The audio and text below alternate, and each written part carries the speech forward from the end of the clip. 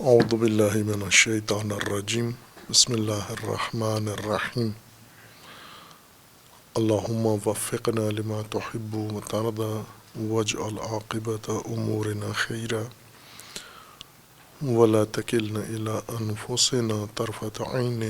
ابدا رب ادخلنی مدخل صدق واخرجنی مخرج صدق واجعل لی من لدنک سلطانا نصیرا۔ سورہ مبارکہ بقرہ آیات کریمہ۔ وَإِذَا لَقُوا الَّذِينَ آمَنُوا قَالُوا آمَنَّا وَإِذَا خَلَوْا إِلَىٰ شَيَاطِينِهِمْ قَالُوا إِنَّا مَعَكُمْ إِنَّمَا نَحْنُ مُسْتَهْزِئُونَ اللہ یستہزئ بہم ویمدہم فی طغیانہم یعمہون اولئک الذین اشتروا الضلالۃ بالہدی فما ربحت تجارتہم وما کانوا مہتدین۔ منافقین جو اپنی شناخت چھپا کے رکھتے ہیں اور معاشرے میں اپنے آپ کو اپنی حقیقت کے برخلاف ظاہر کرتے ہیں، ان کی ایک روش یہ ہے کہ جس سماج میں رہتے ہیں ان کے ساتھ میل ملاپ رکھتے ہیں، اٹھنا بیٹھنا رکھتے ہیں، اور یہ تعلق رکھتے ہوئے اسی سماج کے دشمنوں کے ساتھ بھی ان کے گہرے تعلقات ہوتے ہیں۔ جب یہ اپنے معاشرتی ماحول کے مطابق، جیسے قرآن کا فرض ہے کہ مومن معاشرے میں زندگی گزارتے ہیں اور مومنین کے ساتھ میل ملاپ رکھتے ہیں، تعلق رکھتے ہیں، اور ان کے سامنے ایمان کا اظہار کرتے ہیں، جس سماج میں رہتے ہیں اسی کا نظریہ، اسی کا مذہب، اسی کا طور طریقہ ظاہر کرتے ہیں کہ ہم آپ ہی کی طرح ہیں اور آپ میں سے ہیں۔ لیکن جب یہ خلوت میں اپنے شیاطین سے ملتے ہیں جا کر، انہیں جا کر کہتے ہیں کہ ہم آپ کے ساتھ ہیں اور مومنین کے ساتھ ہمارا ملنا استہزاء کے لیے ہے، ہم استہزاء کرتے ہیں مومنین کا۔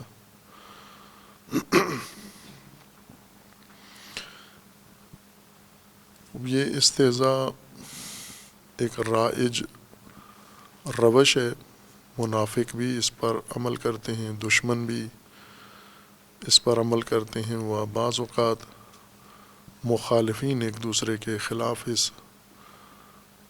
روش سے، اس طریقے سے فائدہ اٹھاتے ہیں، اپنے حریف مد مقابل کو سرکوب کرنے کے لیے، اس کو محو کرنے کے لیے اور اس کے آثار معاشرے میں کم کرنے کے لیے یا ختم کرنے کے لیے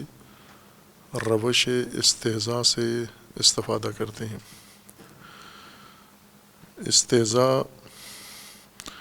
عربی لفظ ہے اور ہزأ اس کا اصل مادہ ہے، یعنی بنیادی لفظ جس سے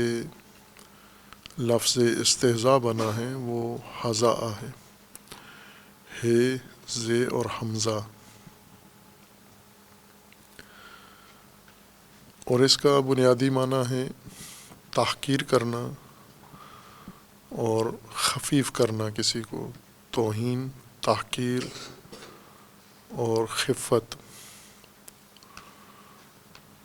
لیکن نہ درست طریقے سے اور غلیظ طریقے سے، شدت کے اظہار کے ساتھ نہیں بلکہ ملائم طریقے سے اور مزاحیہ انداز میں، تمسخر کے انداز میں، مزاح، اور اس طرح جیسے انسان کوئی شوخ بات کر رہا ہے لیکن بظاہر شوخ بات کے اندر تلخی ہے توہین کی، تحقیر کی اور خفیف، دوسرے کو خفیف کرنے کی، یعنی دوسروں کی نگاہوں میں اس کا مقام گرانے کی اس کے اندر تاثیر موجود ہوتی ہے۔ اس مذاق کو یا اس تمسخر کو جس کے اندر تحقیر پائی جاتی ہو، اسے عربی زبان میں ہزء یا ہزء کہتے ہیں، اور قرآن کریم میں اس مادہ سے نکلے ہوئے الفاظ فراوان استعمال ہوئے ہیں۔ اصل میں لغت میں یہ انسانوں کی تحقیر کے لیے نہیں تھا، یہ لفظ لغوی لحاظ سے یہ لفظ استعمال ہوتا تھا جب صحرائی ماحول میں رہنے والے افراد مانوس علاقوں سے نکل کر غیر مانوس کسی علاقے میں جا پہنچتے تھے، جو کہ جہاں آباء و اجداد کے زمانے سے رہ رہے ہوں، اس خطے سے، سرزمین سے انسان مانوس ہو جاتا ہے، انس پیدا ہو جاتا ہے، اس سرزمین کی وحشت، غربت اور اجنبیت ختم ہو جاتی ہے۔ وہ جیسی بھی ہو، وہاں رہنے والے مقامی لوگ ان سرزمینوں میں خوف زدہ نہیں ہوتے، جیسی بھی پرہیبت ہوں، وحشت ناک ہوں، خوفناک زمینیں ہوں، لیکن انس کی وجہ سے ان کی ہیبت مقامی لوگوں پر اثر نہیں کرتی۔ لیکن جو باہر سے لوگ جاتے ہیں ان کے اوپر اس کا شدید اثر ہوتا ہے۔ پہلی دفعہ کسی ناآشنا ایسی سرزمین میں چلے جائیں جس کی وسعت زیادہ ہو، جس کے اندر ہیبت زیادہ ہو، جس کا رعب زیادہ ہو، جس کی بڑھائی زیادہ ہو، یہ خصوصیت دونوں قسم کے علاقوں میں پائی جاتی ہے۔ کوہستانی علاقے ہوں جہاں بہت بلند و بالا چوٹیاں ہوں، سرب فلک، اور وہ لوگ جو میدانی علاقوں کے مکین ہیں، یہ اگر ایسے کوہستانی علاقوں میں جائیں، پہلی دفعہ زندگی میں یہ پہاڑی چوٹیاں دیکھیں، تو ان کے اوپر ایک ہیبت طاری ہو جاتی ہے اور ان کے اوپر ایک خوف آ جاتا ہے۔ ہیبت ان عظیم پہاڑیوں کی دیکھ کر ان کے اندر خفت کا احساس آ جاتا ہے، یعنی کمتری کا احساس پیدا ہوتا ہے اس فضا کو دیکھ کر، ان بلند و بالا چوٹیوں کو دیکھ کر انسان اپنے آپ کو چھوٹا سمجھتا ہے، کمتر سمجھتا ہے۔ اسی طرح اگر کوئی ایسے وسیع صحرا میں انسان پہنچ جائے جہاں اس کا آنا جانا نہیں ہے، سروکار نہیں ہے اس سرزمین سے، پہلی دفعہ وہاں جا پہنچا ہے، اس صحرا کی وسعت کو دیکھ کر، اس کی ہیبت کو دیکھ کر اپنے اندر احساس کرتا انسان کمتری کا، اپنے چھوٹے پن کا احساس کرتا ہے کہ میں اس عظمت اور اس وسعت کے سامنے بہت چھوٹا ہوں۔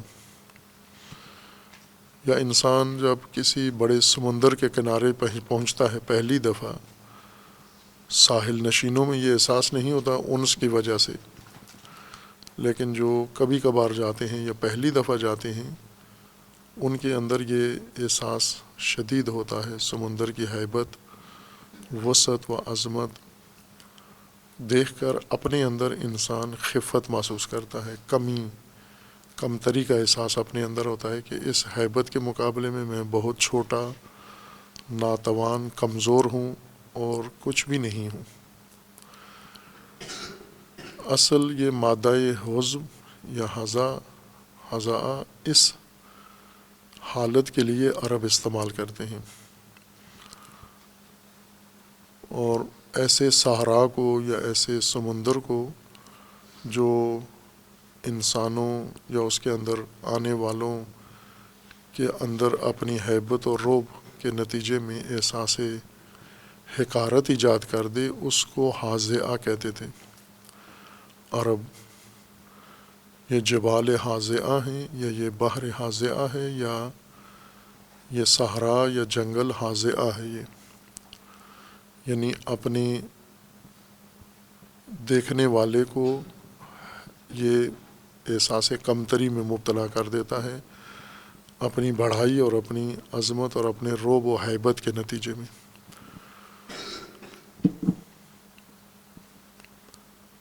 اور یہ مختص نہیں ہے کسی خاص شے کے ساتھ، طبعی طور پر جو بھی انسان کی بنی ہوئی کوئی چیز ہو ایسی ہیبت ناک، طبیعت میں موجود ہو ہیبت ناک، جیسے صحرا ہیں، پہاڑ ہیں، سمندر ہیں، وادیاں ہیں، گھاٹیاں ہیں، جن کے اندر بھی ہیبت و عظمت ہو، ان کے مقابلے میں انسان چھوٹے پن کا احساس کرتا ہے۔ اور جس کے ذریعے سے یہ احساس پیدا ہوتا ہے وہ حاضع کہلاتی ہے وہ چیز، اور جس کے اندر یہ احساس پیدا ہوتا ہے وہ محضو ہے، یعنی ہیبت میں آئی ہوئی چیز، رعب میں آئی ہوئی چیز، یا جو ہیبت کے نتیجے میں احساس حقارت جس کے اندر پیدا ہوا، یا چھوٹا پن جس کے اندر آ جائے دوسرے کے سامنے، اس کو محضو کہتے تھے۔ اور پھر یہی لفظ ان طبعی مقامات سے ہر اس چیز کے لیے استعمال ہونے لگا جس کی ہیبت دوسرے انسان کو یا دیکھنے والے کو اس کیفیت میں مبتلا کر دے، کمتری کا احساس انسان کو ہو، یا جس کے مقابلے میں انسان اپنے آپ کو چھوٹا سمجھے۔ وہ انسانی بنی ہوئی چیز بھی ہو سکتی ہے، وہ طبعی چیز بھی ہو سکتی ہے۔ بعض اوقات انسان ایسے کام کرتے ہیں ان کے عمل کے سامنے ایک ہیبت دوسروں کے اندر پیدا ہو جاتی ہے، رعب پیدا ہو جاتا ہے۔ انسان ایسا لشکر بناتے ہیں، ایسی فوج بناتے ہیں، اس کو دیکھ کر ہیبت چھا جاتی ہے دوسروں کے اوپر، اور وہ اپنے اندر کمتری کا احساس کرتے ہیں، احساس وہن ان کے اندر پیدا ہوتا ہے۔ یا کوئی سلطنت ایسی ہے جس کی ہیبت کے سامنے اس کے دشمن یا اس کے حریف رقیب وہ اس کمتری میں مبتلا ہو جاتے ہیں۔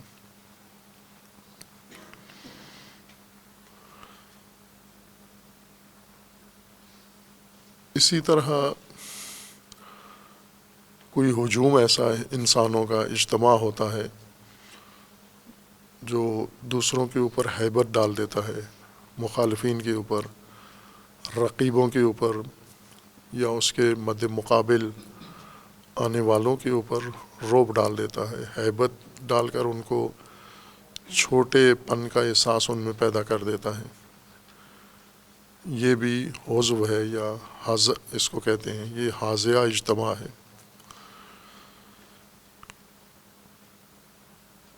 اور پھر اس سے اگلا مورد و مصداق اسی لفظ حزب و حز کا یہ تھا کہ انسان خود دوسرے انسانوں کو رعب میں لانے کے لیے، ہیبت میں لانے کے لیے جو حربے استعمال کرتے ہیں تاکہ دوسرے ہمارے سامنے خفیف ہو جائیں، چھوٹے ہو جائیں، کمزور ہو جائیں، ناتوان ہو جائیں، اظہار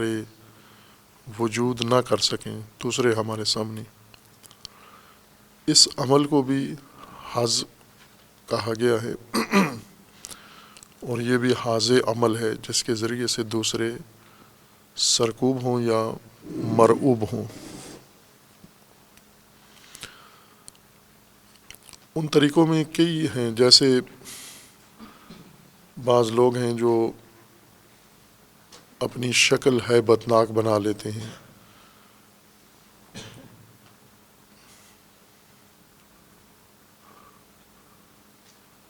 بعض افراد ایسے ہیں جو اسلحہ ظاہر کرتے ہیں، نمائش کرتے ہیں اسلحے کی، تاکہ ان کے حریف رقیب دب جائیں ان کے سامنے اور کمزوری کا احساس ان کے اندر پیدا ہو جائے۔ اپنی نفری زیادہ ظاہر کرنا، اپنی طاقت کا اظہار کرنا تاکہ دوسرے ہماری طاقت کے سامنے مرعوب ہو جائیں، دب جائیں، ان کے اندر احساس حقارت و وہن پیدا ہو جائے۔ اس کا ایک طریقہ یہ ہے کہ خوف کے ہتھیار یا خوفناک ہتھیار یا جمعیت زیادہ دکھا کے، اسلحہ زیادہ دکھا کے، وسائل زیادہ دکھا کے دوسرے کو تحقیر کرنے کے بجائے گفتگو کے ذریعے اس کی تحقیر کی جائے، کلام کے ذریعے اس کی تحقیر کی جائے۔ خوب اس کا ایک طریقہ ایک صنعت کلام میں ایجاد ہوئی حجو کے نام سے، اس حجو کا مقصد حظ ہوتا تھا۔ حجو اپنے مخالف کی برائیاں، اس کی کمزوریاں، اس کے عیب، اس کے اوپر بہتان، تہمتیں اچھالنا، بڑھا کے پیش کرنا، مبالغہ کر کے پیش کرنا، تاکہ معاشرے میں دوسرے انسانوں کی نگاہوں میں وہ گر جائے۔ مدح اس کے الٹ ہے، کسی بھی انسان کو، بے شک وہ بڑا انسان نہ ہو، لیکن اس کی تعریفیں کرنا، اس کی اچھائیاں بیان کرنا، اس کی خوبیاں بیان کرنا، جھوٹ کے ذریعے سے مبالغے کرنا اس کے اوصاف میں جو اس میں نہیں ہے خصوصیات، وہ بھی اس کے لیے ذکر کرنا، یہ مدح کہلاتی ہے۔ اور اس کے مقابلے میں حجو ہے،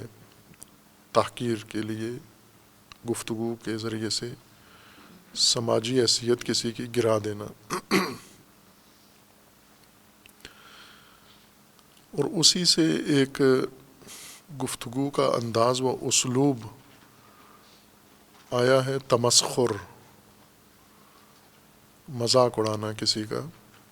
اس کی تحقیر کے لیے، مزاح کرنا تحقیر کے لیے۔ مزاح کبھی انسان تحقیر کی غرض سے نہیں کرتا، فقط ایک محفل کو گرم کرنے کے لیے، جو ایجاد سرور کے لیے یا محفل کا ماحول بدلنے کے لیے، لوگوں کے اندر ایک جھجک ختم کرنے کے لیے کیا جاتا ہے بعض اوقات مزاح، اور خوب کسی اچھے مقصد کے لیے بھی مزاح ہوتا ہے۔ لیکن جو مزاح ہو، مذاق ہو اور تمسخر، لیکن اس کے اندر غرض دوسرے انسان کی شخصیت کشی ہو، کردار کشی مقصد ہو، اس کا عیب بیان کرنا لطیفے کے ذریعے، تمسخر کے ذریعے، مزاح کے ذریعے، تحقیر مقصد ہو، اس کو حظ کہتے ہیں۔ یہ گفتگو بھی حاض گفتگو ہے۔ اشاروں سے ہو سکتا ہے یہ کام، تصاویر کی مدد سے ہو سکتا ہے، گفتگو سے ہو سکتا ہے، نثر و شعر دونوں اسلوب سے کسی کی تحقیر کی جا سکتی ہے اور کرتے ہیں۔ یہ سب حذف یا حظ ہی کہلاتا ہے۔ اور پھر یہ دھیرے دھیرے انسانوں کے اندر باقاعدہ اس نے ایک صنعت کی شکل اختیار کر لی ہے، اور ایک ایسا رائج اسلوب حربہ بن گیا ہے انسانوں کے اندر، جس سے دوسروں کی تحقیر کرتے ہیں، دوسروں کے مقام کو گراتے ہیں۔ یعنی وہ لوگ جو مسلسل اس کو ایک روش کے طور پر اپنا لیں، مستقل طور پر، جیسے کچھ لوگ ہوتے ہیں اپنے رقیبوں کو دبانے کے لیے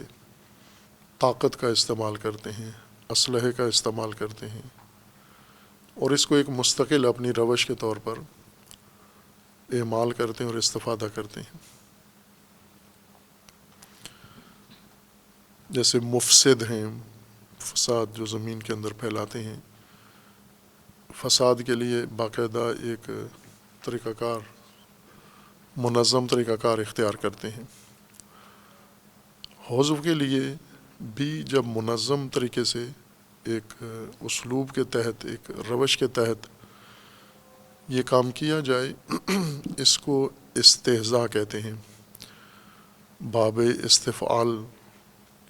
کے قالب میں، حیت میں، یعنی جو انسان ہمیشہ اس فکر میں ہو دوسروں کی تحقیر کرنا، دوسروں کی توہین کرنا، اپنے مخالفین یا رقیبوں کا معاشرتی مقام، سماجی مقام گرانا، لوگوں کی نگاہوں میں ان کو پست کرنا، گھٹیا ثابت کرنا، یہ ایک مستقل روش اپنا لیتے ہیں، طریقہ ایک اپنا لیتے ہیں۔ جب یہ ان کا ملکہ ہو جائے یا ان کی مستقل روش ہو جائے، عادت بن جائے، معمول بن جائے، اس کو استہزاء کہیں گے۔ مستہزئ یعنی وہ طبقہ جس کا کام دوسروں کی تحقیر و توہین کرنا ہے۔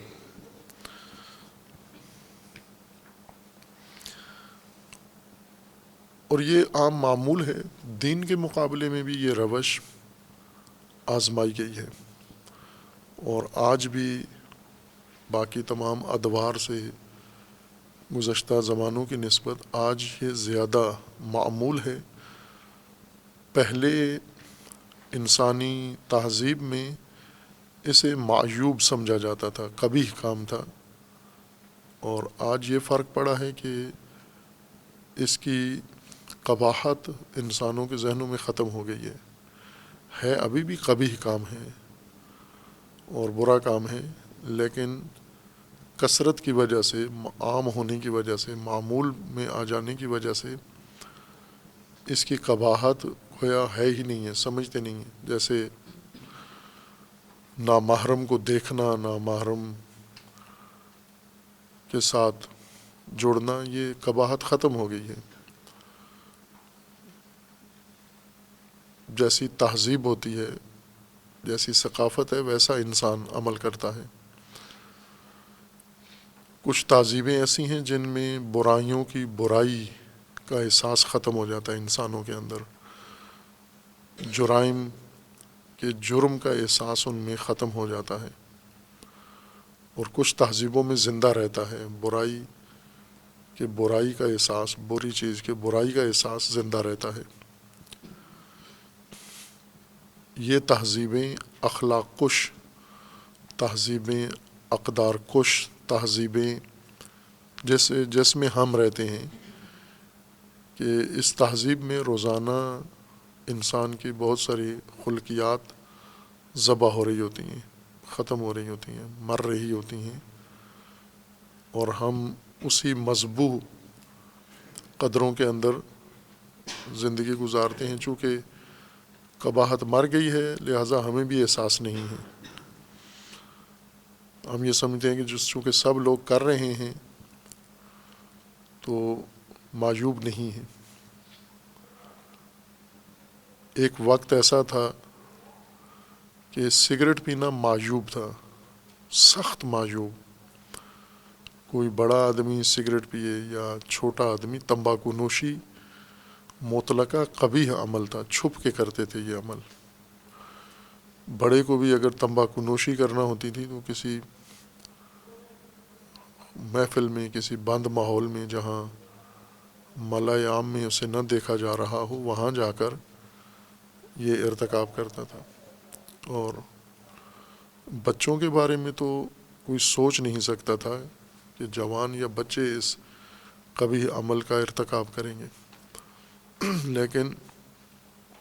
تدریجاً یہ عمل اتنا عام ہوا، اتنی کثرت سے اس کا ارتکاب ہر فرد نے کیا کہ اس کی قباحت ذبح ہو گئی ہے، ختم ہو گئی ہے۔ اب جس کو شوق ہوتا ہے یا جس کو چاہیے، وہ ملأ عام میں اس کا ارتکاب کرتا ہے، ایک دوسرے کے ساتھ بیٹھ کے ملأ عام میں یہ کام کرتے ہیں۔ خوب یہی جو تمباکو نوشی کی قباحت ختم ہوئی ہے اور ایک عام عمل شمار ہونے لگا ہے، یعنی برا عمل عام عمل شمار ہونے لگا ہے، اور ممکن ہے آئندہ ایک اچھا عمل، نیکی اس کو قرار دیا جائے۔ بلکہ امنی بعض یہاں پاکستان میں تو کرتے ہیں، بعض مذہبی مجالس میں چرس نشہ آور چیزیں تبرک کے طور پر تقسیم کرتے ہیں۔ ایران میں ہر مجلس میں سگریٹ پیش کرتے ہیں، مسجد میں بھی اور حسینیہ میں امام بارگاہ میں لوگوں کو چائے بھی دیتے ہیں مجلس کے اندر، اور سگریٹ بھی پیش کرتے ہیں انہیں، چونکہ اس کی قباحت ختم ہو گئی ہے۔ پاکستان میں بعض مجالس میں نشہ تقسیم کیا جاتا ہے مذہبی شرکاء کو۔ خوب یہ نیکی اس کے بننے کا ہے گمان کہ یہی برائی، ماضی کی برائی اور موجودہ زمان کا مباح عمل جو مباح ہو گیا ہے، یعنی اس کی قباحت مر چکی ہے، یہ مستقبل میں اچھائی کے طور پر سمجھا جائے، اور جو نہیں کرتا تمباکو نوشی یا نشہ وہ انسان معیوب سمجھا جائے۔ جب قدریں بدلتی ہیں، انقلاب قہقرائی آتا ہے، انقلاب عقبی آتا ہے، ہدایت ختم ہو کے جہالت رائج ہوتی ہے، ضلالت رائج ہوتی ہے، اس میں اچھائیاں برائیاں بن جاتی ہیں اور برائیاں اچھائیاں بن جاتی ہیں، منکرات معروف ہو جاتے ہیں اور معروف منکرات میں تبدیل ہو جاتا ہے۔ یہ عمل ایک قبیح عمل تھا لیکن رائج ہو چکا ہے، تمسخر اڑانا یا مذاق اڑانا، قباحت اس کی ختم ہے، اور ہر انسان ہر روپ میں یہ جرم کر رہا ہوتا ہے، اور اس کو تحقیر کر کے دوسرے کو سرکوب کرنا، اس کی مقام لوگوں کی نگاہوں سے گرانا، یہ آج ایک خاص حربہ سمجھا جانے لگا ہے، جس کو اعصابی دباؤ یا اعصابی جنگ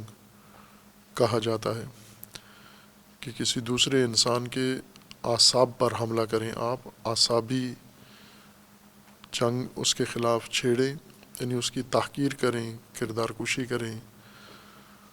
اس کے اوپر تہمتیں لگائیں، جھوٹ اس کے اوپر باندھیں، مبالغے کریں اس کے خلاف۔ وہ کام جو پاکستان میں ہر طبقہ کرتا ہے، اور اس موجودہ دور میں سیاستدان زیادہ استعمال کرتے ہیں، اپنے رقیبوں پر اعصابی حملے کرتے ہیں، میڈیا کے ذریعے بیان دیتے ہیں، مبالغہ آمیز بیان، اغراق آمیز بیان، جھوٹے بیان، تہمتیں، ایک دوسرے کی کردار کشی ملأ عام میں کرتے ہیں، تاکہ لوگوں کی نگاہوں میں ان کی حیثیت، ان کا مقام، ان کی شہرت ختم ہو جائے۔ یہ ایک اعصابی جنگ ہے۔ یہ جنگ قرآن کریم نے یہ بیان کیا ہے کہ دشمنان دین نے دین کے خلاف شروع کی، اور شیاطین نے مومنین کے خلاف یہ جنگ شروع کی ہے، اور اس سے استفادہ کیا ہے۔ یہ جنگ دوسری مسلحانہ جنگ سے زیادہ مؤثر ہوتی ہے۔ اگر کسی کا تمسخر کیا جائے، اڑایا جائے، مذاق اڑایا جائے، تحقیر کی جائے، استہزاء کیا جائے، توہین کی جائے، مزاحیہ انداز میں، مختلف طریقوں سے، تصاویر کے ذریعے سے، عبارتوں کے ذریعے سے، جملوں کے ذریعے سے، تقریروں کے ذریعے سے، اور جس کے آج مختلف اسلوب بن چکے ہیں۔ ایک رائج طریقہ تصویری ہنر ہے، اور اس میں جس کو کارٹون کہتے ہیں، کارٹون بنانا اپنے حریف کے، یعنی معیوب شکلیں ان کی بنانا، اس سے ملتی جلتی تصویر ایسی بنانا جس سے اس کا عیب نمایاں کر کے دکھائیں، جس سے اس کی جسمانی عیب کو نمایاں کر کے دکھائیں، مبالغہ ہو اس کے اندر، یا اس کے حرکات و سکنات کو کارٹون کے اندر مبالغہ کر کے بڑھا چڑھا کر نمایاں کر کے لوگوں کے سامنے پیش کرنا، اس طرح سے کہ اس تصویر کو دیکھ کر دوسرے کی نگاہوں میں اس شخص کا احترام ختم ہو جائے، اس کی نگاہ میں گر جائے یہ شخص۔ یہ وہی استہزاء ہے، اسی کو کہتے ہیں استہزاء۔ ممکن ہے کلام کے ذریعے سے ہو، شعری زبان میں ہو، تقریر کے ذریعے سے ہو، گفتگو کے ذریعے سے ہو، تجزیہ تبصرہ کے ذریعے سے ہو، اور ممکن ہے تصویری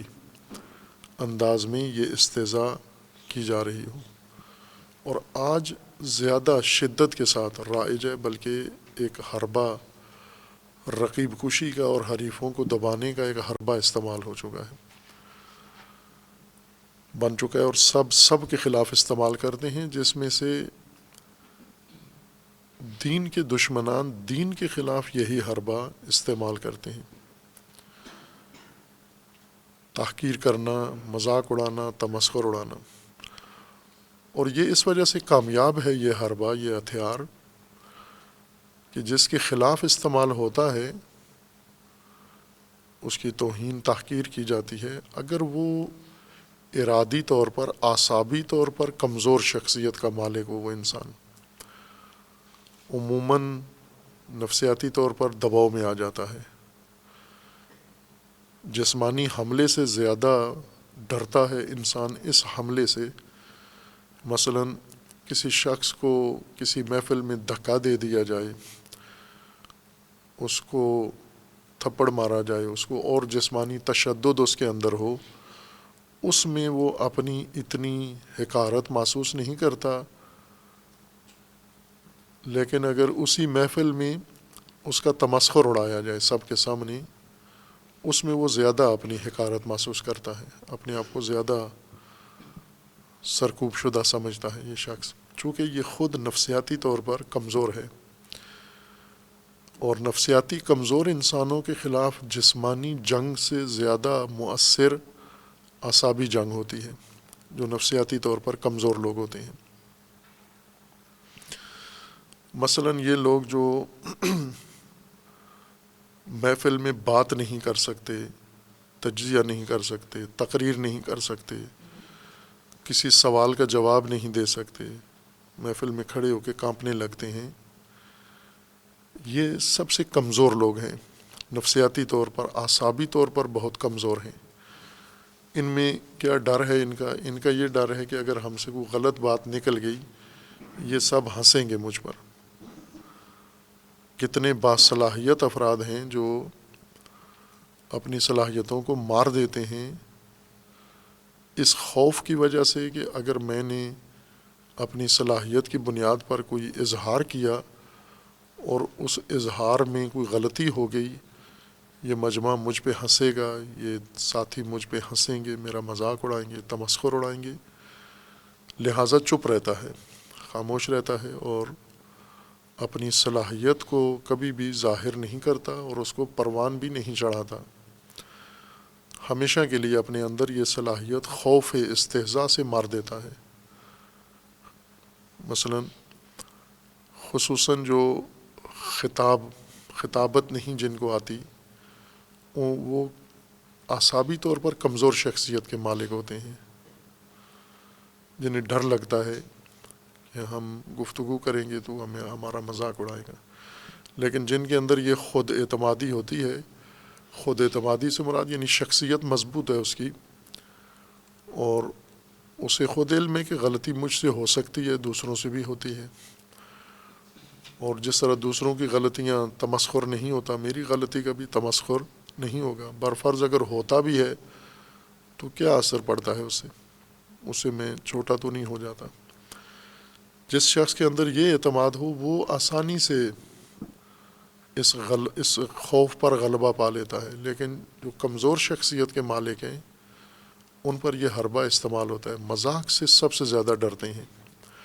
یعنی مذاق کی صورت میں اس تحقیر سے زیادہ ڈرتے ہیں کہ جو مذاق کے نتیجے میں انہیں احساس ہوتا ہے کہ محفل میں ہماری تحقیر ہوئی ہے، اس حقارت سے زیادہ ڈرتے ہیں۔ یہ کمزوری ہے۔ جب دشمنوں کو یہ کمزوری معلوم ہو جائے کسی طبقے کی تو وہ بے رحم ہوتا ہے۔ دشمن یہ نہیں کہتا کہ چونکہ یہ ڈرتا ہے تمسخر سے پس اس کا تمسخر نہ اڑایا جائے، اتفاقاً جو ڈرتا ہے تمسخر سے اس کا زیادہ اڑایا جاتا ہے، چونکہ تمسخر ہتھیار ہے، اور بزدل اور کمزور کے خلاف یہ ہتھیار زیادہ اور بہتر استعمال ہوتا ہے، اور اسی وجہ سے اعصابی جنگیں ہار جاتے ہیں وہ لوگ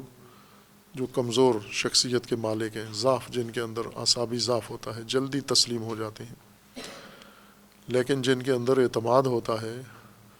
اس چیز کا خوف نہیں ہوتا، وہ یہ کام نہیں کرتے۔ ارادہ توڑنے کے لیے، کسی کا ارادہ بدلنے کے لیے تمسخر سب سے مؤثر ہتھیار ہے۔ کسی شخص نے اگر ارادہ کیا ہے کسی اچھے کام کا، اپنے لیے ارادہ کیا اچھا کام کرے، سماج کے لیے اس نے ارادہ کیا اچھا کام کرے، کسی نظام میں وہ چاہتا ہے کہ اچھا قدم اٹھائے، لیکن ساتھی جب اس کا تمسخر اڑاتے ہیں تو وہ اپنا ارادہ بدل دیتا ہے، مذاق اڑاتے ہیں میرا، اور بعض کہہ بھی دیتے ہیں کہ میں یہ کام کرنا چاہتا ہوں، لیکن دوست مذاق اڑاتے ہیں، وہ تو کہہ کر برکنار ہو جاتے ہیں کہ ہم مذاق برداشت نہیں کر سکتے، یعنی مذاق کے اندر موجود تحقیر ہم سے برداشت نہیں ہوتی، لہٰذا فوراً اپنا ارادہ بدل دیا، منصوبہ بدل دیا، نیت بدل دی، ترک کر دیتے ہیں اس میدان کو ہی جس میں انہیں تمسخر کا سامنا کرنا پڑتا ہے۔ اور اگر کسی مخالف کو یہ کمزوری پتہ چل جائے کہ اس شخص کا ارادہ بدلنے کے لیے کافی ہے اس کا تمسخر اڑاؤ، یہ چھوڑ دے گا یہ کام، پھر تو مفت میں یہ ہتھیار ہے، چونکہ باقی ہتھیار خریدنے کے لیے پیسے خرچ کرنا پڑتے ہیں۔ جیسے آج اگر کوئی بندوقیں خریدے، اسلحہ خریدے اور گولیاں خریدے، بارود خریدے تو اچھا خاصا مہنگا ہے، لیکن تمسخر مفت کا اسلحہ ہے اور استعمال بھی گولی سے زیادہ ہوتا ہے۔ ممکن ہے کوئی شخص گولیوں سے مرعوب نہ ہوتا ہو، تمسخر سے مرعوب ہو جاتا ہو اور وہ راستہ چھوڑ دے، ترک کر دے۔ خصوصاً سبیل اللہ میں جو لوگ آتے ہیں وہ اکثر یہاں مار کھا جاتے ہیں آ کر۔ یہ تلواروں سے نہیں ڈرتے، نیزوں سے نہیں ڈرتے، تمسخر سے بہت ڈرتے ہیں، اور چھوڑ جاتے ہیں، راہ خدا کو چھوڑ جاتے ہیں۔ جب ان کا مذاق اڑایا جاتا ہے، اپنے گھر والے ان کا مذاق اڑائیں، اپنے بہن بھائی ان کا مذاق اڑائیں، اپنے ساتھی ان کا مذاق اڑائیں، دوست احباب ان کی تمسخر کریں، یہ مکمل طور پر نیت کر کے راہ خدا چھوڑ دیتے ہیں، تمسخر کے خوف سے، استہزاء کے خوف سے چھوڑ دیتے ہیں۔ اور اگر اتنے سستے ہتھیار سے اتنا بڑا فائدہ ہوتا ہے تو شیطان تو اس کو زیادہ ترجیح میں رکھتا ہے کہ ایک معمولی ہتھیار سے اتنا بڑا فائدہ ہوا کہ تمام مومنین کو اگر راہ خدا سے دور کر دیا جائے تمسخر کے ذریعے، حوصلہ شکنی کے ذریعے، اور تحقیر کریں ان کی مزاحیہ انداز میں، تاکہ یہ ایک ایک کر کے راہ خدا سے دور ہو جائیں۔ پھر شیاطین اس کو مستقل ہتھیار کے طور پر استعمال کرتے ہیں، ایک حربے کے طور پر، اور منافقین کو تعلیم دیتے ہیں کہ آپ بھی مومنین کا تمسخر اڑائیں، مذاق اڑائیں، استہزاء کریں، اس کا اثر ہوتا ہے مومنین پر، اور وہ گھبراہٹ کا شکار ہو جاتے ہیں، وہ اپنے عقیدے میں تردید کا شکار ہو جاتے ہیں۔ اگر یہ عقیدہ ان کا رہے کہ ہم جس راہ پر ہیں یہ ٹھیک راہ ہے، لیکن اس راہ میں ہمیں باتیں سننا پڑتی ہیں، مذاق اڑایا جاتا ہے ہمارا، اس کے متحمل نہیں ہو سکتے، یہ قیمت ادا نہیں کر سکتے، لہٰذا اس راہ کو درست سمجھتے ہوئے اس سے دور ہو جاتے ہیں، کنارہ کش ہو جاتے ہیں۔ یہ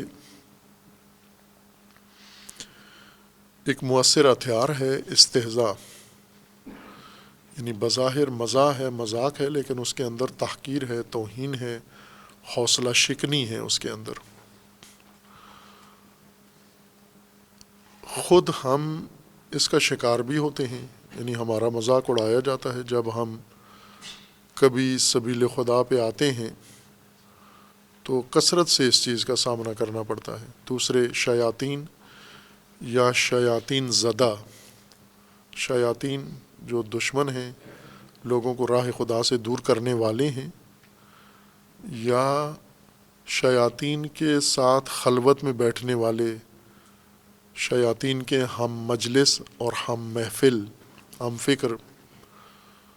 جو ان کے ساتھ اکثر بیٹھتے ہیں، شیاطین ان کو تلقینات کرتے ہیں اور یہ ان تلقینات کے ذریعے سے یہ روش سیکھ جاتے ہیں، ان کے ذریعے سے مومنین متاثر ہوتے ہیں۔ ہم خود ممکن ہے اس کا شکار ہوئے ہوں، یا شیاطین نے حوصلہ شکنی کی ہو، تمسخر اڑایا ہو، مذاق اڑایا ہو۔ یہ اس صورت میں ہے کہ کبھی ہم راہ خدا پہ جب آئے ہوں، جب نہ ہوں تو پھر کوئی تمسخر نہیں اڑاتا۔ بے شک انسان بہت بڑا مجرم بھی بن جائے، اس کا کوئی تمسخر نہیں اڑاتا، اس کو کوئی برا نہیں کہتا۔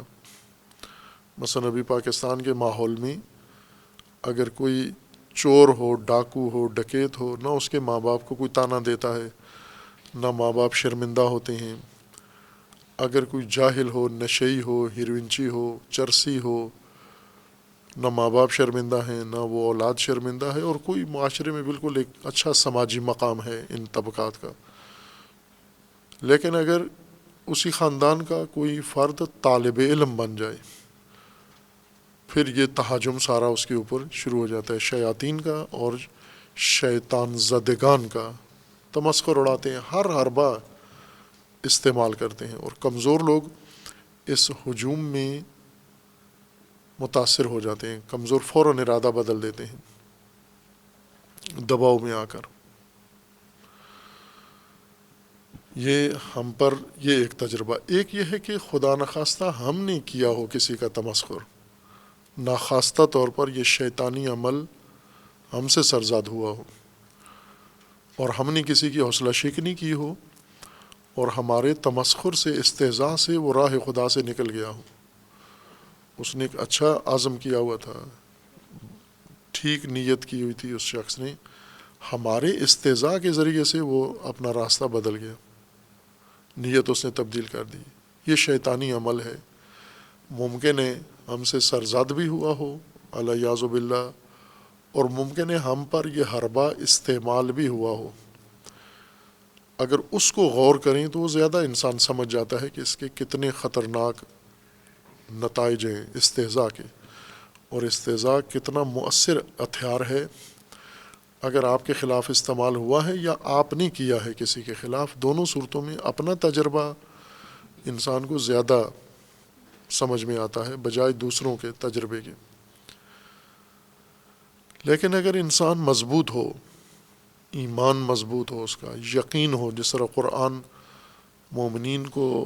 یقین کی دعوت دیتا ہے کہ مومنین کے لیے جو حالت، بنیادی حالت ہے وہ یقین ہے۔ یقین پہ انسان ہو پھر تزلزل نہیں آتا، یقین وہ استحکام ہے، مضبوطی ہے، استواری ہے، جس میں زلزلہ نہیں آتا، لرزش نہیں آتی۔ جتنا بھی انسان کو جھنجھوڑا جائے، جتنا بھی دباؤ میں رکھا جائے، تمسخر اڑایا جائے، مذاق اڑایا جائے، تہدید کیا جائے، دھمکی دی جائے، لالچ دی جائے، امیر المومنین کا فرمانا ہے کہ اگر انسان کا ایمان یقین پر استوار ہو، پہاڑ اپنی جگہ سے ہل سکتا ہے، انسان صاحب یقین اپنی جگہ سے نہیں ہلتا۔ لیکن یہ یقین کا سرمایہ، دولت یقین کس کے پاس ہے؟ یہ تو سب تلقین والے ہیں نا، یقین والے۔ تقلید اور تلقین، تقلید اور تلقین دونوں بے بنیاد چیزیں ہیں، کوئی بنیاد نہیں ہے، کوئی ان کے جڑ نہیں ہے۔ یہ سطح زمین کے اوپر، جیسے قرآن نے شجرہ خبیثہ کی مثال دی ہے، اجتثت فوق الارض، زمین کے باہر پھیلا ہوا ہے، اس جڑی بوٹی کی طرح جو زمین کے اوپر نکلا ہے اور زمین کے اوپر ہی پھیلا ہوا ہے، زمین کے نیچے کوئی جڑ نہیں ہے اس کی۔ ہوا بھی اس کو بوسے کی طرح اڑا کے لے جاتی ہے۔ تلقین اور تقلید یعنی دیکھا دیکھی جو راستہ اپنایا ہے اور سن سنا کے جو چیز مانی ہے، وہ بے بنیاد ہے، وہ ایمان نہیں ہوتا۔ وہ تمسخر سے بھی ختم ہو جاتا ہے، استہزاء سے ختم ہو جاتا ہے، تحقیر توہین سے ختم ہو جاتا ہے، پراپوگنڈے سے انسان متزلزل ہو جاتا ہے۔ لیکن اگر صاحب یقین ہو تو وہ قائم رہتا ہے، اس کے اوپر کوئی چیز اثر انداز نہیں ہوتی۔ کوئی کسی کا رویہ کچھ بھی ہو، دوسروں کا رویہ اس پر اثر انداز نہیں ہوتا، یہ اپنے آپ کو قائم رکھتا ہے۔ جیسے سارے انسان بیمار ہو جائیں، یہ ایک آدمی صحت مند ہو تو یہ ان بیماروں کو دیکھ کر تقلیداً بیمار نہیں ہوتا، میں کیوں ایسی تقلید کروں بھیڑ چال، دوسرے بیمار ہیں، میں صحت مند ہوں لیکن ان کا ہم رنگ ہونے کے لیے میں بھی بیمار ہو جاؤں، وہ تو صحت مند ہے۔ یقین وہ سرمایہ ہے جس کی بنیاد پر انسان قائم رہتا ہے، استقامت کی اساس یقین ہے۔ تقلیدی بندہ استقامت نہیں دکھا سکتا، چونکہ قائم رہنا پاؤں پر کھڑا ہونا ہوتا ہے، اپنی بنیادوں پر استوار ہونا ہوتا ہے، تو بنیادیں ہی نہیں ہیں، کیسے آدمی قائم رہے؟ لہٰذا دیکھا دیکھی انسان جو راستے اپناتا ہے، دیکھا دیکھی چھوڑ بھی دیتا ہے، اور سن سنا کے جو چیزیں انسان اختیار کرتا ہے وہ سن سنا کے ترک بھی کر دیتا ہے۔ استہزاء ایک مؤثر ہتھیار کے طور پر مومنین کے خلاف استعمال ہوا ہے تاریخ بھر میں۔ اب قرآن کریم نے اس مسلمین کی نسل اول کے بارے میں کہا ہے کہ ان کے اندر ایسے لوگ پیدا ہوئے منافق جو مومنین سے بھی میل ملاپ رکھتے تھے، شیاطین کے ساتھ بھی ان کے تعلقات تھے۔ شیاطین کو جا کر یہ باور کراتے تھے، یقین دلاتے تھے کہ ہم آپ کی ساتھ ہیں، آپ کی معیت میں ہیں، ہم آپ کے ساتھی ہیں، یعنی ہمیں اور ہمارا اور آپ کا کام ایک ہے، مشترک ہیں ہم، چونکہ معیت کے لیے ایک تیسری چیز ضروری ہے جس میں یہ دونوں اتفاق رکھتے ہوں، وہ تیسری چیز اسلام دشمنی ہے، اس میں یہ دونوں شریک ہیں، منافق اور شیاطین، لہٰذا معیت بنتی ہے ان کی۔ مومنین کے ساتھ معیت نہیں ہے، چونکہ مومنین کے ساتھ ان کا کوئی اشتراک نہیں ہے سوائے مفادات کے، مفادات کی خاطر مومنین کے قریب رہتے ہیں، مومنین کے ارد گرد رہتے ہیں، اور مومنین کے ساتھ جب رہتے ہیں تو مومنین کو فائدہ نہیں پہنچاتے۔ مومنین یہ اگر گمان کریں کہ منافقین کے ملنے سے ان کی نفری زیادہ ہو جاتی ہے، ووٹ زیادہ ہو جاتے ہیں، یہ سخت حماقت ہے، سوچ سفیہانہ سوچ ہے کہ منافقین کو ساتھ ملانے سے مومنین کی نفری زیادہ ہو جاتی ہے۔ منافق جب مومنوں کے ساتھ ہوتے ہیں تو صرف استہزاء کے لیے ہیں آپ کے ساتھ، یعنی مومنوں کی حوصلہ شکنی کرنے کے لیے، مومنوں کے ارادے متزلزل کرنے کے لیے، مومنوں کے اندر احساس حقارت پیدا کرنے کے لیے۔ استہزاء قرآن کریم نے ذکر کیا ہے، کبھی شخصیت کا استہزاء ہوتا ہے، کبھی دین کا استہزاء ہوتا ہے، اور کبھی قرآن اور ان مقدسات کا استہزاء ہوتا ہے۔ خوب اس کے متعلق قرآن کریم نے وہ متعلقات ذکر کیے ہیں جو استہزاء کا ہدف بنتے ہیں اور قرار دیا گیا ہے، اس کی نشاندہی قرآن کریم نے فرمائی ہے۔ کن کن چیزوں کو یہ تمسخر اڑاتے ہیں؟ انبیاء کا تمسخر ہے، رسول اللہ صلی اللہ علیہ وآلہ وسلم کا تمسخر اڑاتے تھے، اور اللہ تعالیٰ نے رسول اللہ کو فرمایا کہ آپ پہلی شخصیت نہیں ہیں جن کا استہزاء ہو رہا ہے، بلکہ آپ سے پہلے دیگر انبیاء بھی اس حربے کا نشانہ بنے ہیں، لیکن ان کے اندر تزلزل نہیں آیا، تو آپ نے بھی اپنے اندر استہزاء سن کر تزلزل ایجاد نہیں کرنا۔ اور وہ چیز جو استہزاء سے انبیاء کو بچایا، قرآن نے اس کا بھی ذکر کیا، وہ ہے عزم، پختہ ارادہ، یقین اور عزم۔ کچا ارادہ توڑ دیتا ہے انسان، عزم پختہ ارادہ ہے، نہ شکن ارادہ یہ نہیں ٹوٹتا۔ اس کے متعلق قرآن کریم میں آیات ہیں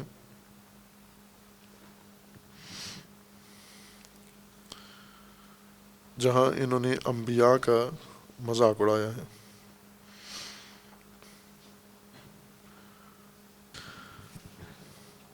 سورہ انعام آیہ 10 میں اللہ تعالیٰ کا فرمانا ہے، وہی آیہ کریمہ جو پہلے بھی پڑھی ہے، کہ انسان کی ہدایت کے لیے اللہ نے اگر ملائکہ کو بھی بھیجنا ہوتا تو انہیں انسان بنانا ضروری تھا۔ وَلَوْ جَعَلْنَاهُ مَلَكًا لَجَعَلْنَاهُ رَجُلًا، یہ آیہ 9 میں ہے۔ وَلَلَبَسْنَا عَلَيْهِمْ مَا يَلْبِسُونَ، یعنی وہ انسان کو انسان کے ذریعے ہدایت کی جا سکتی ہے، انسان کو غیر انسان کے ذریعے نہ نقصان پہنچایا جا سکتا ہے نہ ہدایت کی جا سکتی ہے۔ گمراہی کے لیے بھی انسان کی گمراہی کے لیے انسان چاہیے، اور انسان کی ہدایت کے لیے بھی انسان چاہیے۔ وَلَقَدِ اسْتُهْزِئَ بِرُسُلٍ مِّن قَبْلِكَ فَحَاقَ بِالَّذِينَ سَخِرُوا مِنْهُمْ مَا كَانُوا بِهِ يَسْتَهْزِئُونَ، رسول اللہ کو تسلی دی جا رہی ہے کہ آپ پہلے نہیں ہیں جنہیں تمسخر کیا جا رہا ہے۔ وَلَقَدِ اسْتُهْزِئَ بِرُسُلٍ مِّن قَبْلِكَ، آپ سے پہلے بھی رسول کا استہزاء ہوا ہے، تمسخر اڑایا گیا ہے، تحقیر کی گئی ہے، معاشرتی سماجی طور پر رسول کو لوگوں کی نگاہوں سے گرانے کے لیے یہ کام کیا گیا، اور لوگوں کو رسول سے دور کرنے کے لیے، بیزار کرنے کے لیے یہ حربہ استعمال کیا گیا ہے۔ لیکن رسول پر تو کوئی اثر نہیں پڑا، چونکہ اولو العزم تھے وہ، تو آپ بھی اسی تیر کا شکار ہو رہے ہیں، اسی حربے کا، اور جس طرح رسول نے استقامت دکھائی ہے آپ نے بھی استقامت دکھانی ہے۔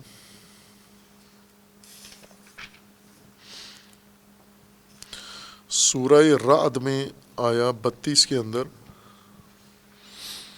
وَلَقَدِ اسْتُهْزِئَ بِرُسُلٍ مِّن قَبْلِكَ فَأَمْلَيْتُ لِلَّذِينَ كَفَرُوا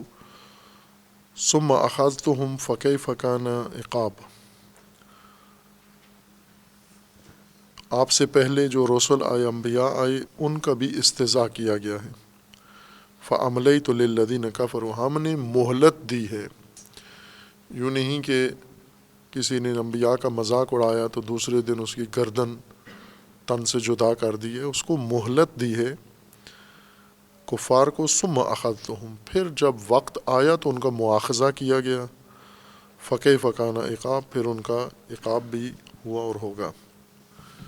اسی طرح سورہ بقرہ میں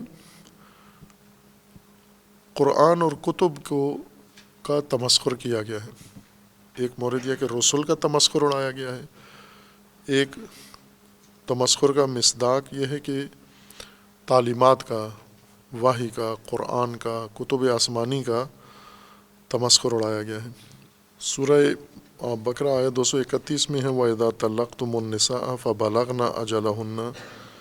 فَامْسِكُوهُنَّ بِمَعْرُوفٍ أَوْ سَرِّحُوهُنَّ بِمَعْرُوفٍ وَلَا تُمْسِكُوهُنَّ ضِرَارًا لِتَعْتَدُوا وَمَنْ يَفْعَلْ ذَلِكَ فَقَدْ ظَلَمَ نَفْسَهُ، یہ ایک خاندانی نظم کے متعلق رہنمائی ہے کہ عورتیں جنہیں تم طلاق دیتے ہو انہیں واپس طلاق کے بعد واپس رجوع کر کے اپنے گھر میں رکھ سکتے ہو، اور اگر نہیں رکھتے ہو تو ان کو طلاق دے کے بالکل فارغ کر سکتے ہو، لیکن یہ دونوں کام معروف کے ساتھ ہوں، اس دینی دستور کے مطابق ہوں، بدمزگی کے ساتھ نہ ہوں۔ اور پھر اس کے بعد یہ ہے کہ وَلَا تَتَّخِذُوا آیَاتِ اللَّهِ هُزُوًا، اللہ کی آیات کو تمسخر نہ کرو۔ وَلَا تَتَّخِذُوا آیَاتِ اللَّهِ هُزُوًا، یعنی یہ ایک طریقہ ہے کہ عمل میں آیات الہی کو، احکام الہی کو، کتاب الہی کو تمسخر اڑایا جائے، ان کا مذاق اڑایا جائے۔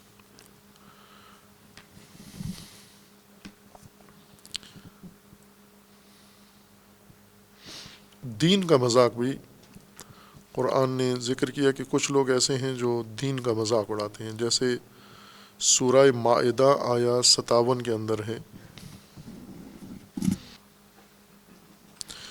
یا ایھا الذین آمنوا لا تتخذوا الذین اتخذوا دینکم ہزوا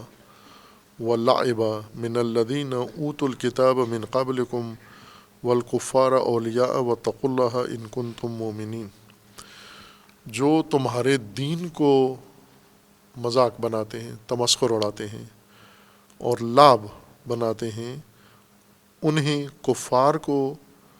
اور اہل کتاب کو اپنا سرپرست ولی مت چنو تم۔ جو دین کو تمسخر اڑاتے ہیں، دین کا مذاق اڑاتے ہیں، انہیں اپنا ولی مت بناؤ،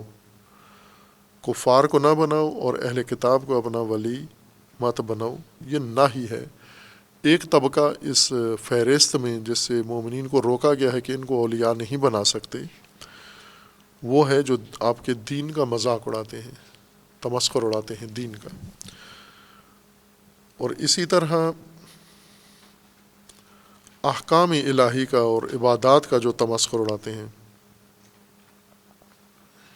سورہ مائدہ آیا 58 میں اسی آیت کے بعد ہے وَإِذَا نَادَيْتُمْ إِلَى الصَّلَاةِ اتَّخَذُوهَا هُزُوًا وَلَعِبًا ذَلِكَ بِأَنَّهُمْ قَوْمٌ لَا يَعْقِلُونَ، جب آپ صلاۃ اقامہ کرتے ہو، ندا دیتے ہو، آذان ہوتی ہے، اذا نادیتم الی الصلاۃ اتخذوها ہزوا ولعبا، آذان کا تمسخر اڑانا اور صلاۃ کا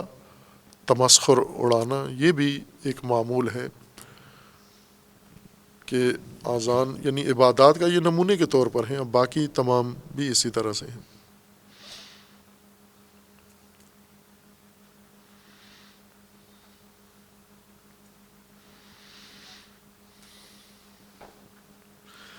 رسول اللہ صلی اللہ علیہ وآلہ وسلم کو خطاب ہے وَإِذَا رَأَوْكَ إِن يَتَّخِذُونَكَ إِلَّا هُزُوًا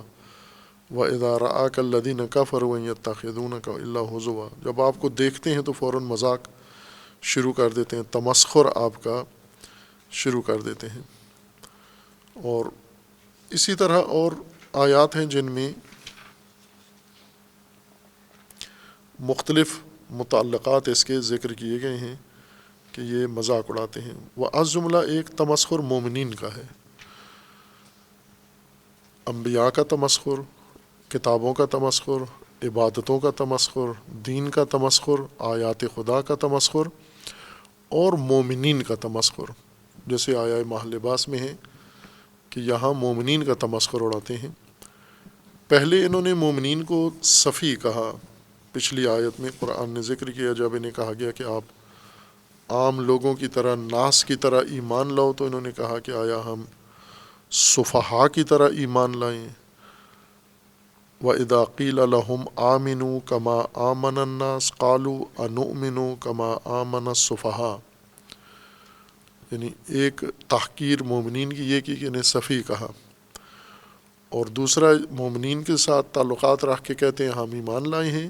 شیاطین کو کہتے ہیں ہم تو ان کا تمسخر اڑانے جاتے تھے، ہم استہزاء کے لیے جاتے ہیں وہاں پر۔ اب اس استہزاء کا فائدہ کیا ہے؟ اس کا فائدہ یہ ہے کہ ایک تو شیاطین کو یہ اپنی صفائی پیش کر رہے ہیں کہ ہم صرف مذاق اڑانے جاتے ہیں، دوسرا اس تمسخر سے مومنین بھی متاثر ہوتے ہیں اور وہ بھی پیچھے ہٹ جاتے ہیں، اور یہ کام انہوں نے کیا تھا۔ بعض مثالیں موجود ہیں، رسول اللہ صلی اللہ علیہ وآلہ وسلم پر ابتدا میں کچھ لوگ ایمان لائے، ان کا مذاق اڑایا گیا اور وہ مرتد ہو گئے، پیچھے چلے گئے، چھوڑ دیا انہوں نے، چونکہ انہیں لگتا تھا کہ یہ یہاں زیادہ مذاق اڑے گا ہمارا، لہٰذا پیچھے چلے گئے۔ خوب یہ اس دور میں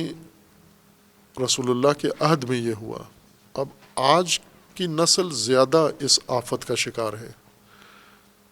حربہ استہزاء کا اس کے اندر زیادہ استعمال ہوتا ہے۔ کیوں؟ چونکہ کمزور زیادہ ہیں یہ، اس لیے استہزاء کے ہتھیار سے انہیں راہ خدا سے دور کرنا آسان ہے، بجائے اس کے کہ انہیں مہنگا کام ان کے خلاف کیا جائے۔ اور خصوصاً موجودہ نسل جو اس اعتبار سے ابھی تک تاریخ بشر میں سب سے زیادہ قابل رحم یہی نسل ہے، موجودہ نسل، آنے والے ممکن ہے ان سے بھی زیادہ قابل رحم ہو جائیں، لیکن ابھی تک کی تاریخ انسانی میں ایسی کیفیت کسی نسل کے لیے نہیں تھی کہ جتنی سبکسر یہ نسل ہے اور جتنی یلغار اس کے اوپر ہے، جتنا ہجوم اس کے اوپر ہے، اتنا پہلے کسی نسل پر نہیں ہوا. چونکہ اتنے مواصلاتی ذریعے کسی نسل کے پاس نہیں تھے، اتنے تیز ذریعے کہ آنن فانن ایک چیز پوری انسانیت پوری زمین پر پھیل سکے، یہ ناممکن تھا. حضرت سلیمان کے زمانے میں تھا، اور وہ صرف حضرت سلیمان کو اللہ تعالیٰ نے یہ قابلیت دی تھی، باقیوں کے اندر نہیں تھی. باقی انسان محروم تھے اس سے، صرف ایک شخصیت کو اللہ نے یہ معجزاتی طاقت دی تھی. لیکن آج وہ معجزاتی طاقت ہر فرد کے جیب میں ہے، ہاتھ میں آ گئی ہے. یہ ہر چیز اپنی فوراً ہر ایک تک پہنچا سکتا ہے، اور اس کا استعمال ہدایت میں کم ہوتا ہے، گمراہی میں اور استہزاء میں زیادہ ہے. مثلا ہم میڈیا کا تجزیہ کریں اگر، کہ میڈیا پر ہونے والے کام، ان کا فیصد نکالیں، کتنے فیصد کون سا کام ہو رہا ہے، کل کتنے کام ہو رہے ہیں، اور ان میں سے کون سا کام کتنے فیصد ہو رہا ہے، تو اس میں ہدایت، تعلیم، پرورش شاید ہو، لیکن اشاریہ منفی پوائنٹ کوئی کام ہدایت کا ہو رہا ہو. اور گمراہی کو دیکھیں، اور گمراہی میں پھر مختلف سبجیکٹ ہیں، ان سارے مضامین کو اگر ہم دیکھیں تو تمسخر کا درجہ بالا ترین اعداد و شمار میں ہوگا، مومنین کے تمسخر کا، علماء کے تمسخر کا، دینی ہدایت کے مراکز کا تمسخر، کتب کا تمسخر، انبیاء کا تمسخر اور رہبران دینی کا تمسخر، یہ سب سے زیادہ ہے. شیطانی عمل جو خفیہ ہوتا تھا اب برملا ہو گیا ہے. استہزاء، شیاطین تعلیم دیتے تھے، منافقین جا کر کرتے تھے. ایک محفل کا استہزاء ایک محفل میں رہتا تھا، آج ایک محفل کا استہزاء پوری دنیا دیکھتی اور سنتی ہے. اس لیے یہ نسل سب سے زیادہ قابل رحم ہے، سب سے زیادہ خطرے میں ہے، چونکہ تہاجم و یلغار اس کے اوپر بے تحاشا ہے، حد سے زیادہ ہے. اور کمزور یہ نسل سب نسلوں سے زیادہ ہے. جہاں وسائل نے اس میں ترقی کی ہے، خود انسان بہت نیچے چلا گیا ہے. اس نسل کے ایمان نچلی ترین سطح پر چلا گیا، یقین نچلی ترین سطح پر چلا گیا، آگاہی و شعور نچلی سطح پر چلا گیا. اس لیے استہزاء زیادہ اثر انداز ہوتا ہے، اس کے اوپر فوراً اثر لیتے ہیں. اراجیف کا، پراپوگنڈے کا اثر فوراً لیتے ہیں، استہزاء کا اثر فوراً لیتے ہیں. اور بڑے بڑے دیندار جو بنے ہوئے ہیں اس موجودہ نسل میں سے، وہ استہزاء کے مقابلے میں تسلیم ہو جاتے ہیں اور راہ خدا چھوڑ دیتے ہیں، ترک کر دیتے ہیں. اس کو درست سمجھتے ہوئے خوف استہزاء سے کنارہ کش ہو جاتے ہیں، آگے نہیں آتے. اور خصوصاً جیسے مثلا ہم دیکھیں عالمی سطح پر بھی اور پاکستان کی سطح پر بھی